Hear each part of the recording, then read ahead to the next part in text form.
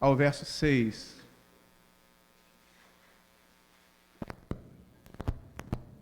Mateus, capítulo 11.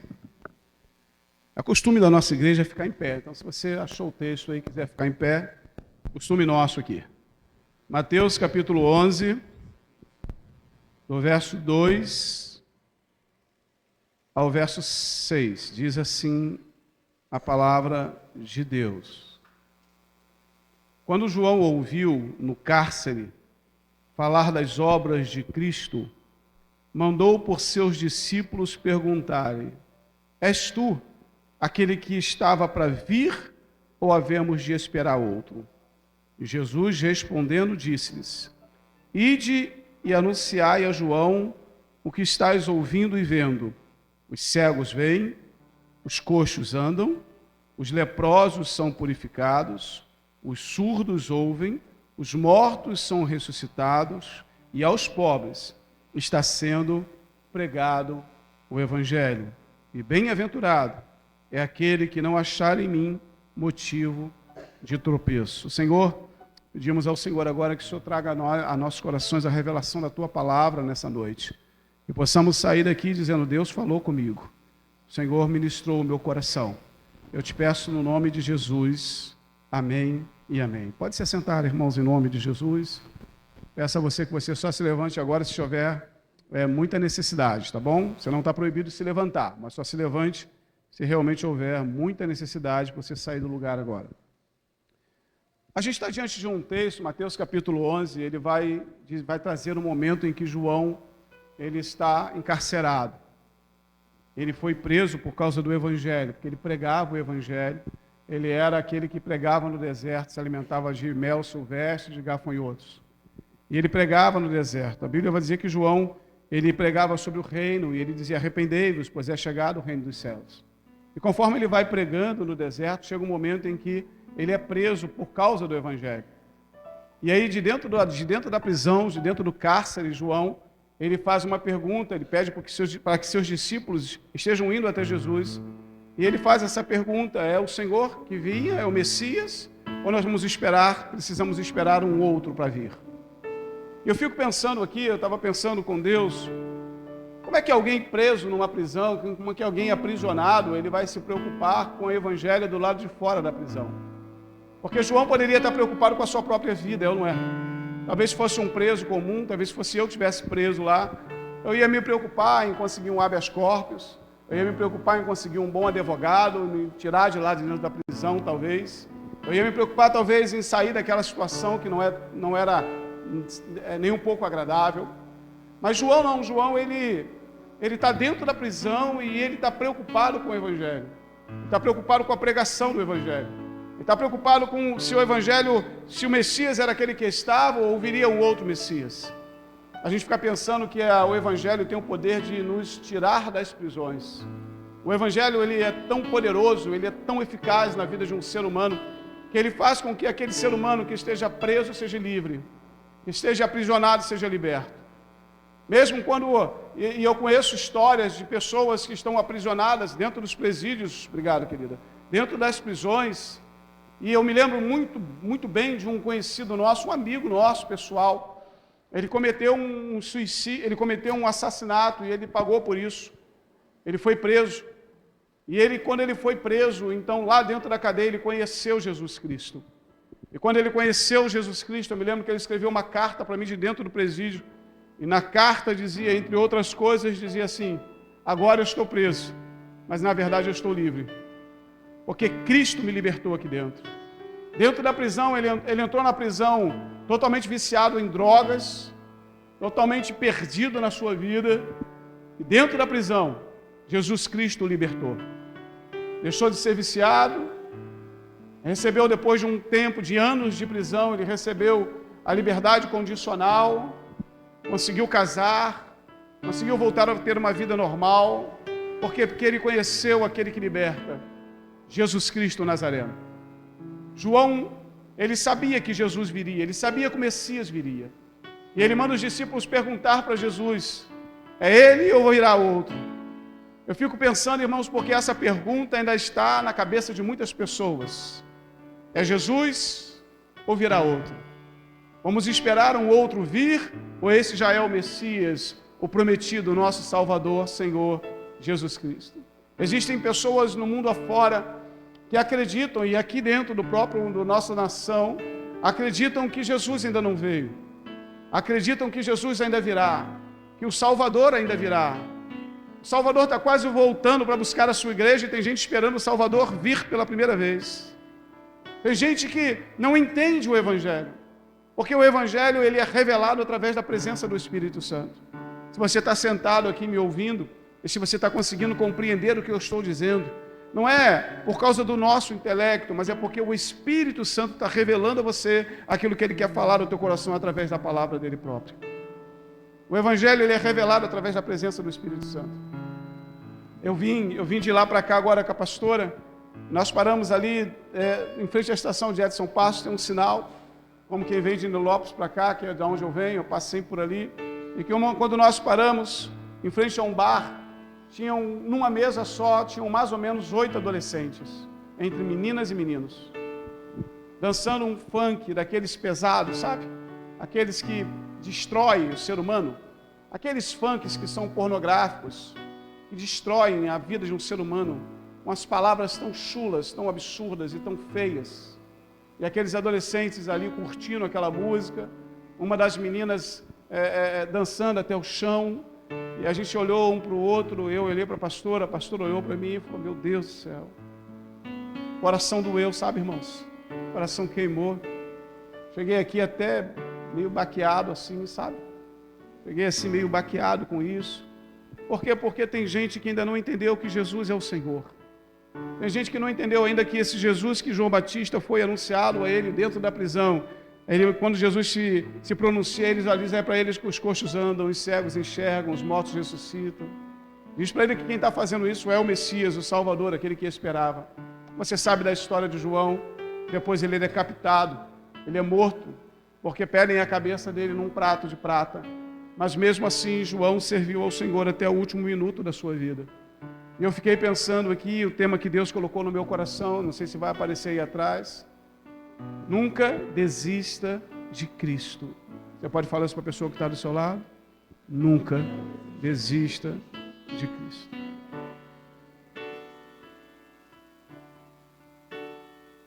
E eu poderia te dar inúmeros motivos para você não desistir de Cristo. Primeiro, porque Ele nunca desistiu de você. Jesus é o único que foi buscar você aonde nenhum outro ser humano poderia buscar. Jesus, Ele ama você da maneira que você é, Ele não espera a sua perfeição para poder amar você, não, Ele simplesmente ama você. Ele é o único que conheceu você antes dos seus pais, já pensou nisso? Ele conheceu você antes dos seus pais te conhecerem, porque a Bíblia diz que quando você estava no ventre da sua mãe, antes de você ser formado, Deus já sabia quem você era, já planejou os seus dias, então Ele conheceu você antes dos seus pais. Nunca desista de Jesus. Os dias estão maus, eu sei, irmão. Os dias estão difíceis. A gente vê cada escândalo na internet, cada coisa louca que está acontecendo. Cada coisa que a gente vê acontecendo que talvez já acontecesse, mas a gente nunca sabia, porque não tinha informação. Ou talvez a Bíblia está se cumprindo, porque a Bíblia diz que por multiplicar a iniquidade, o amor de quase todos esfriará. Cada vez que você liga a internet, que você vai ver alguma coisa, você às vezes coloca assim, eu quero ver uma coisa gospel, eu quero para poder edificar a minha vida. E quando você coloca lá na coisa gospel, não tem nada de gospel, não tem nada de edificação. A Bíblia diz que o escândalo, era necessário vir o escândalo, mas ai daquele pelo qual vier o escândalo. Então o que a gente está vendo acontecer aí fora, irmãos, é coisa que já está escrito na palavra, o escândalo vai vir.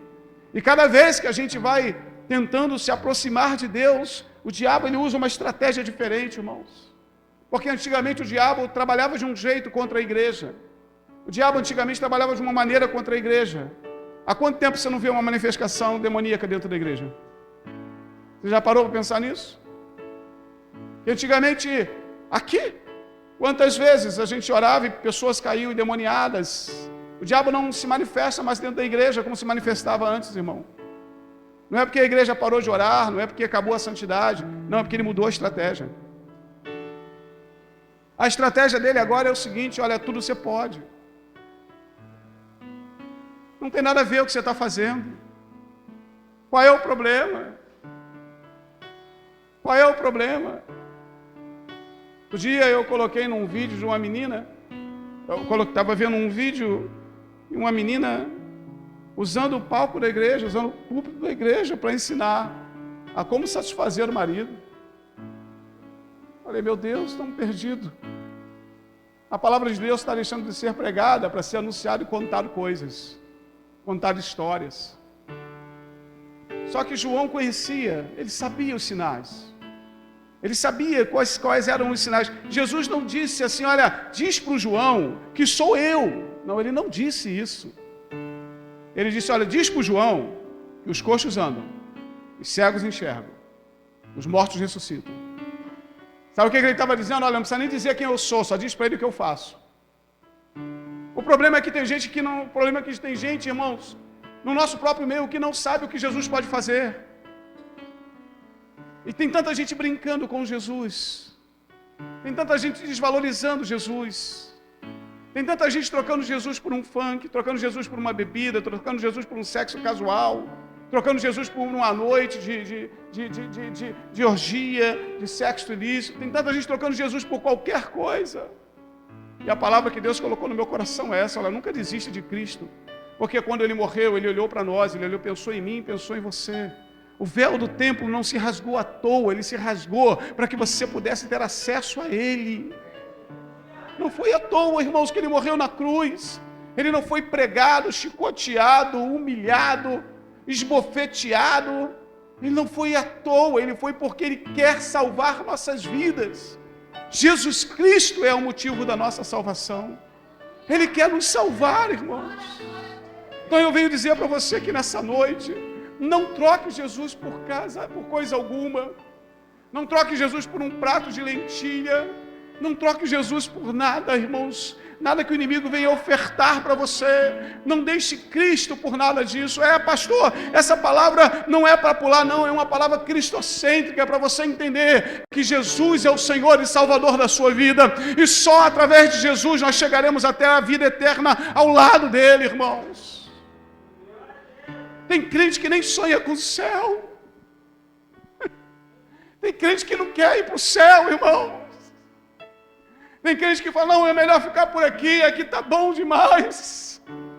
Oh, meu Deus, você não entende o que é o céu, você não entende o que é a vida eterna, você não entende o que é estar na presença de Deus, não entende o que é passar uma eternidade ao lado do Senhor, porque assim como o céu é uma realidade, o inferno também é uma realidade, irmãos. Então, eu não quero falar do inferno, porque eu não quero dar ibope para o diabo, mas eu preciso falar para você do céu. O céu é uma realidade e nós só chegaremos lá se a gente tiver a mesma visão que João teve, encarcerado, mas livre, aprisionado, mas solto. A única prisão que Paulo falava que o aprisionava depois de convertido era as algemas de Cristo, quer dizer, eu carrego comigo as algemas, as marcas de Cristo no meu coração. É isso que nós precisamos carregar. E eu fiquei pensando aqui, Deus me deu algumas coisas para falar para você, bem rapidinho.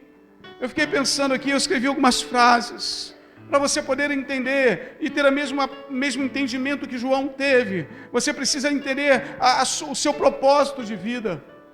Irmãos, você precisa entender teu propósito de vida, querido. Daniel entendeu o propósito dele, Davi entendeu o propósito dele, Moisés entendeu o propósito dele, Abraão entendeu o propósito dele, os discípulos entenderam o propósito de vida deles. Tanto é que um deles, quando Jesus falou assim, olha, vocês também não querem ir depois de um discurso duro, em que as multidões o abandonaram, esse discípulo falou assim, não, para onde iremos nós? Se só tu tens a palavra de vida eterna. Isso é propósito, é entender o propósito. Quando o Senhor foi começando a chamar seus discípulos, eles largaram seus barcos, largaram suas famílias, largaram tudo que faziam, porque entenderam o propósito. Você precisa entender seu propósito de vida, querido. Vira para o irmão que está do seu lado, só para ele não dormir, e diga assim, você entende o teu propósito? Mas pastor, eu não tenho propósito, porque você não tem Cristo. Porque quando você tiver Cristo, Ele vai gerar em você o propósito. Porque quando nós encontramos Cristo, quando Cristo passa a ser habitação, quando Cristo passa a viver dentro do nosso coração de verdade, começando pela nossa consciência e chegando ao coração, quando ele consegue encontrar o espaço que lhe é de direito, aí a gente começa a entender o nosso propósito. Por que você está aqui hoje sentado? Porque você entendeu o teu propósito. Amém? Porque você serve a sua igreja local, porque você entendeu o teu propósito. Por que você serve ao irmão? Porque você entendeu o teu propósito. Porque quando você tem a oportunidade de pregar o evangelho, seja por palavras ou por vida, é porque você entendeu o teu propósito. De repente na sua casa só você é cristão, irmãos. Todo mundo está olhando para você. Mas Deus gerou em você um propósito, o propósito de servir, o propósito de ser diferente das outras pessoas. Talvez você more num quintal, em que eu me lembro que quando eu morava no quintal da minha sogra, lá foi quando nós construímos a nossa casa, e glória a Deus por isso, eu morava lá, minha sogra é uma bênção, eu amo minha sogra, eu amo meu sogro, eu amo a família da minha esposa, eu os amo de verdade. E eu me lembro que quando nós construímos a casa lá, Deus colocou no nosso coração um tempo de fazer uns cultos, uns cultos no quintal, e a gente fazia uns cultos no quintal, e tudo mais, era uma luta fazer aqueles cultos no quintal. Por quê, pastor? Porque as pessoas não entendiam o propósito, não entendiam o porquê. E eu quero dizer para você, Deus gerou você com um propósito. Davi foi chamado com um propósito, você também foi. Moisés foi chamado com um propósito, você também foi. Eles não são melhores que nós. A diferença é que eles entenderam o propósito. Abraão, sai da tua terra, vai para onde, Senhor? Vai para um lugar que eu vou te mostrar. Isso é entender o propósito. Moisés, fala, Senhor, olha, você vai sair de todo o conforto do Egito, você vai largar o conforto do palácio, você vai largar a mordomia que você tem, vai embora, depois você volta, fala para ele de novo e leva o meu povo para um lugar, para a terra prometida. Tá bom, Senhor, eu vou cumprir o propósito. É entender o propósito. Então, a gente só vai conseguir ter a mesma visão que João quando a gente conseguir entender o nosso propósito. Sabe, irmãos, coloque seus olhos em Cristo. Olhe para Ele, seu autor, como dizia um amigo meu, e consumidor da sua fé, né? Um amigo meu falava isso, você é autor e consumidor da sua fé. Não é consumidor, é consumador da sua fé. Então, olhe para a sua fé, precisa revelar Cristo. Você entende isso? Sua fé precisa revelar Cristo. Tenha sua visão em Cristo. Porque muita gente está se afastando do Evangelho, muita gente está deixando Jesus, muita gente está deixando Cristo, muita gente está deixando a igreja, porque não está com a sua vida, não está com o seu olhar em Cristo, está olhando para o irmão que não faz, está olhando para o outro que caiu. Eu já recebi inúmeras pessoas no gabinete, quando a gente vai corrigir essa pessoa para o bem da vida dela, a gente chega, vem cá, senta aqui meu filho, senta aqui minha filha, tua vida não está certa com Deus, você está fazendo errado, não pode ser dessa forma, seu testemunho está ruim, você está trazendo mau testemunho para o reino de Deus, você está trazendo essas coisas para a igreja, você está errado. Sabe o que eu ouço muitas das vezes? Mas fulano também faz, cicrano também faz. E quantas vezes eu falei assim, olha, quantas vezes já falei para pessoas assim que me falam isso, e a minha resposta é o seguinte: eu vi você fazendo, mas você viu eu fazendo porque você fez? Você entendeu? Eu não faço porque o outro fez. Cada um vai dar conta de si diante do Evangelho, diante do Senhor Deus Todo-Poderoso. Quando esse que o Nilson acabou de cantar e o Ministério Louvor acabou de cantar, se aproximar, quando o Rei da Glória vier, cada um vai dar conta de si. Cada um vai dar conta de si. E quantas pessoas usam a desculpa de que eu não vou fazer, ou eu vou agir assim porque o outro também age. Deixa eu dizer uma coisa para você, querido, tenha seus olhos em Cristo. Todo mundo vai errar, inclusive você. Eu vou errar. Tenha seus olhos em Cristo, tino nele, fixo nele. Não olhe para o lado porque o irmão erra, porque o irmão peca. Não olhe para o lado porque fulano não está dando bom testemunho. A sua vida com Deus é a sua vida com Deus, é você e Ele.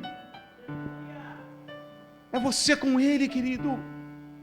Então, eu fiquei pensando, eu falei, caramba, a minha fé precisa externar, ela precisa revelar Cristo. A minha vida, a sua vida precisa revelar Jesus. A gente tem que ter cheiro de Jesus. A gente tem que ter cheiro de Cristo. As pessoas precisam querer estar perto da gente, irmãos, por causa do Evangelho que habita dentro de nós. As pessoas que precisam querer nos procurar e dizer: "Oi, ô João", tem algum João aqui? Não? Então acertei o nome. "Ô João, me dá um conselho." Aí o João tem 17 anos de idade. A pessoa que está pedindo um conselho tem 40. Não é pela idade, é por externar Cristo. Porque tem jovens maduros na fé e tem anciões meninos na fé. Então, externe Cristo, olhe para Cristo, não olha para o lado, irmãos, para com esse negócio. Não, mas fulano errou, eu também vou errar junto. Ah, fulano não faz, eu também não vou fazer. Não faça isso. Isso é a maior estratégia do inferno dentro da igreja. É uma das coisas que o diabo mais tem usado, é isso. Olha para o lado, para ver se ele está certo, se ele está errado. Não, olha para cima. Olha para Cristo. Olha para Ele. Olha para Ele. Olha para Ele. Olha para Ele.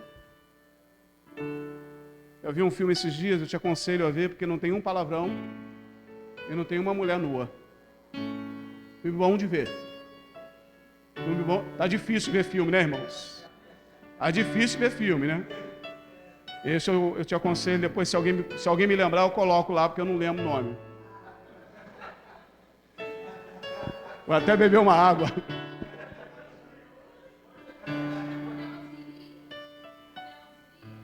É o Espírito que te revelou? Quem falou? Ah, tá. Esse aí. Até onde eu iria. Veja esse filme. Tem uns tiros assim. Mas é uma série, mas vale a pena. Agora eu não sei se eu conto ou se eu não conto. Então, vou deixar você ver.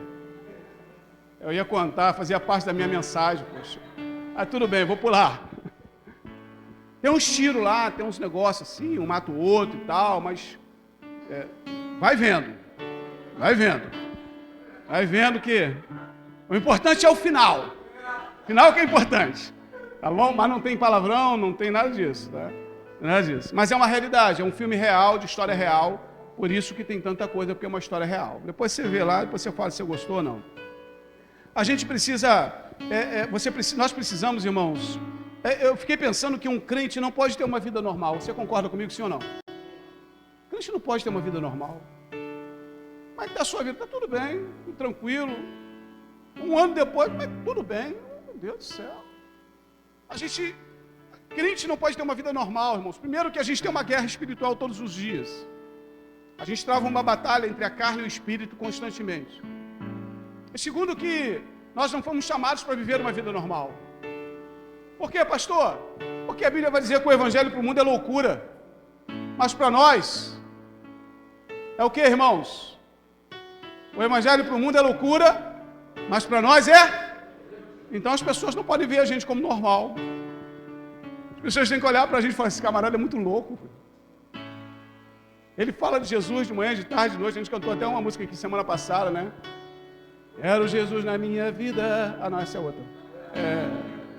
Eu quero é Deus. De manhã, de tarde, de noite. De manhã, de tarde, de noite. Essa eu quero Jesus na minha vida é da igreja, né? A música da igreja. Eu quero é Deus. De manhã, de tarde, de noite, na hora do jantar, do almoço, do café.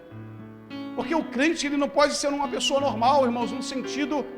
Não é para você sair por aí rasgando dinheiro, não é nada disso. Estou dizendo no sentido de você ter uma vida voltada para Cristo o tempo todo, irmãos. Abrir uma oportunidade... Manda Jesus, fala de Cristo. Teve uma oportunidade na padaria, alguém falou para você assim: o pão está ruim. Você fala assim: olha, eu tenho um pão. E esse é o melhor dos melhores. Quem comer dele nunca mais terá fome. Amém? Parou no Lava Jato com um carro, falou assim: nossa, está demorando a lavar esse carro. Eu conheço um que fluirá águas do seu interior. Usa tudo, irmão. Usa tudo. Usa tudo. Tem como fazer, tem como pregar o evangelho de alguma forma. Pessoal que trabalha em salão de beleza aí, ó. Quem trabalha em salão de beleza aí? Manicure, pedicure, cabeleireira. Quem trabalha em salão de beleza? Meu irmão, é muito tempo ali, é ou não é, irmãs? É muito tempo ali. Oh, que oportunidade boa. Que oportunidade boa. A pessoa vai botar o pé para fazer a unha. Ela vai falar assim, estou com os pés tão cansados. Aí você manda Mateus 11, 28 para ela. Vinde a mim, todos vós estáis cansados e sobrecarregados, e eu vos aliviarei.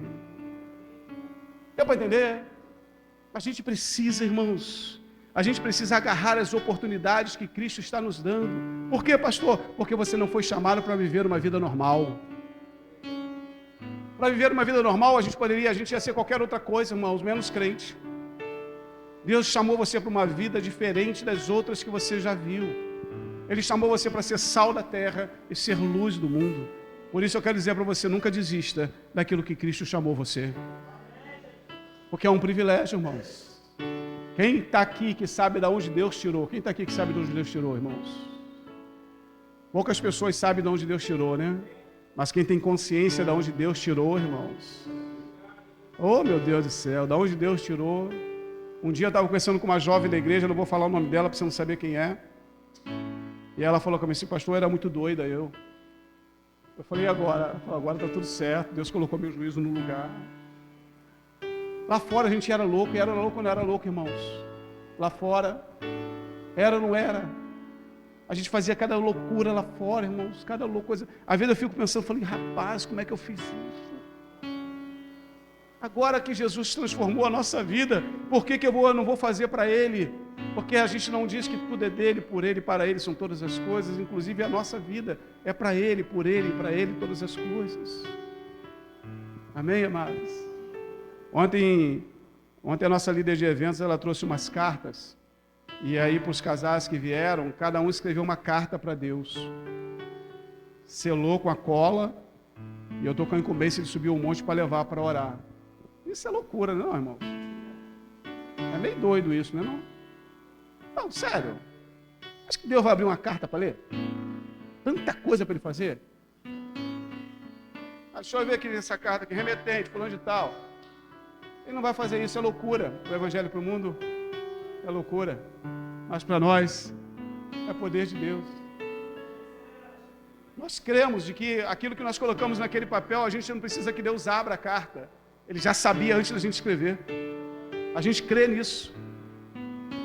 Tem um rapaz falando na internet aí, trazendo uma indagação sobre as coisas que aconteceram na Bíblia, e que ele pergunta, você acredita nisso? E ele pergunta, você acredita que um homem passou 3 dias e 3 noites dentro de um ventre de um peixe, depois o peixe vomitou ele, e ele se tornou missionário, sim ou não? Você acredita que um homem tocou com uma vara no mar e o mar se abriu, ele passou a seco, depois todo o exército, com seus carros e cavaleiros, morreram afogados no mesmo lugar? Você acredita que um homem deu um grito em uma muralha de 7,5 metros e foi ao chão? Isso é loucura, irmãos. É loucura. Mas para nós, que não somos normais, nós cremos nisso piamente. E a ciência está explicando e revelando que aquilo que nós acreditamos é verdade e aconteceu de fato. Então, deixa eu dizer uma coisa para você, querido. Você precisa fazer escolhas certas, porque as suas escolhas vão definir seus resultados. Escolha as coisas certas. Escolha o que é correto. Escolha andar com gente que vai edificar a sua vida. Escolha andar com gente que tem um pensamento igual ao seu, que quer ir para o mesmo lugar que você. Mas, pastor, eu tenho um montão de amigo que não é crente, não tem problema, você não precisa deixar de ser amigos deles. Mas quando você estiver pronto para estar com eles, você ande com eles, para você pregar o evangelho para eles. Enquanto isso, vai andando com gente que vai edificar a tua vida.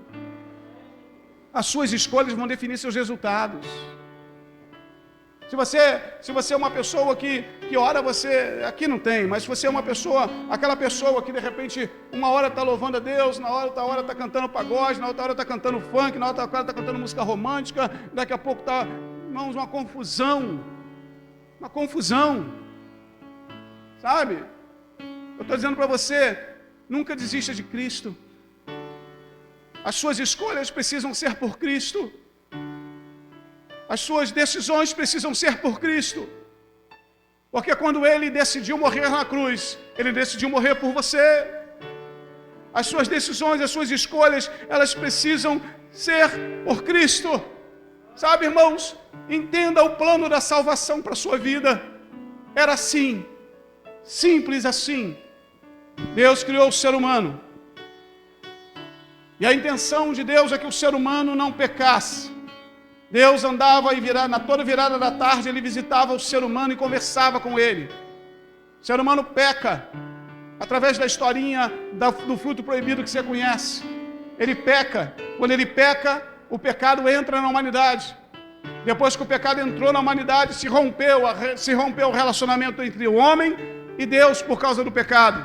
Aquilo que acontecia toda tarde, que era uma coisa natural, agora foi corrompida, foi rompida por causa do pecado.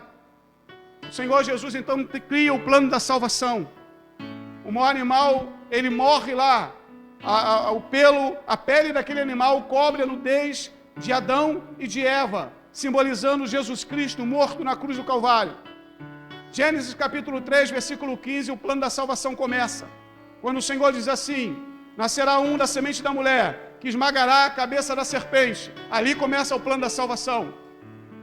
O Senhor então vem, Deus, o Pai, envia seu Filho Jesus Cristo, Nazareno, para que ele vivesse como ser humano, para entender o ser humano.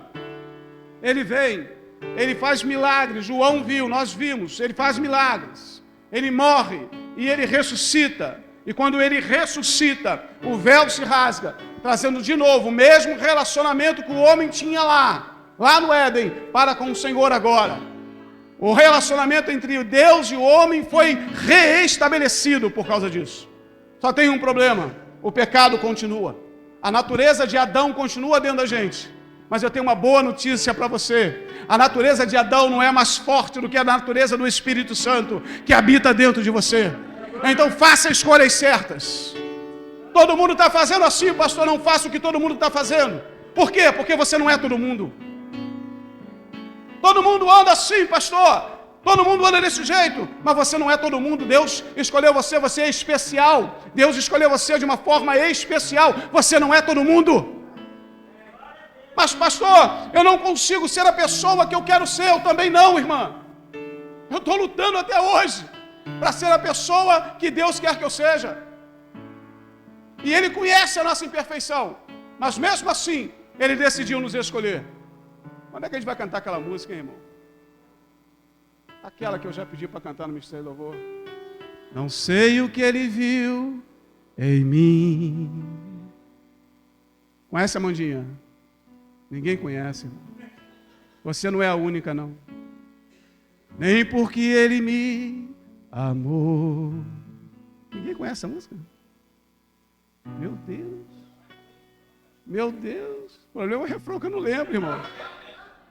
Eu só lembro as duas primeiras frases. Esse aqui é o problema. Por que eu saí do Ministério de Louvor? Porque eu não lembrava a música, irmão. Aí fala, não dá, você não lembra a música. Vai me tirar do Ministério de Louvor. Eu só lembro as duas primeiras frases. Pode olhar, toda vez que eu vou cantar um louvor, eu só lembro duas frases. Então não dá, irmãos. Mas deixa eu dizer uma coisa boa para você. Cristo, Ele precisa ter tudo em você, Ele precisa ser tudo em você. Cristo em nós, esperança da glória. Deixa Cristo ser tudo em você. Seja inundado por Jesus, sabe? Inundado por essa fé sobrenatural. Nós somos transformados, quando isso acontece, nós vamos sendo transformados por Cristo aos poucos. Ele vai transformando a nossa vida. E a gente vai caminhando na direção do Pai, para a glória de Deus. João perguntou, quem é esse? Jesus não disse que era ele. Ele só diz, fala para ele o que está acontecendo. Explica para ele o que está acontecendo. E aí nos versículos da frente, o Senhor diz assim, o reino de Deus é tomado por esforço. Se esforce, irmão. Não desista de Cristo. Se esforce. Não desista de Cristo. Se você entrou aqui nessa noite pensando em desistir, saia com essa palavra no teu coração. Não desista de Cristo. Porque Ele nunca desistiu de você e jamais desistirá de você. Ele jamais vai abandonar você. Cristo é a nossa salvação. Ele é o caminho, a verdade e a vida. E ninguém, mas absolutamente ninguém, vem ao Pai a não ser através dele. Ele tem um céu preparado para nós. Uma cidade que a Bíblia diz que Ele está preparando para nós. Aquilo que a Bíblia chama de cidade santa. Ruas de ouro, muros de cristal. Ele está preparando para nós.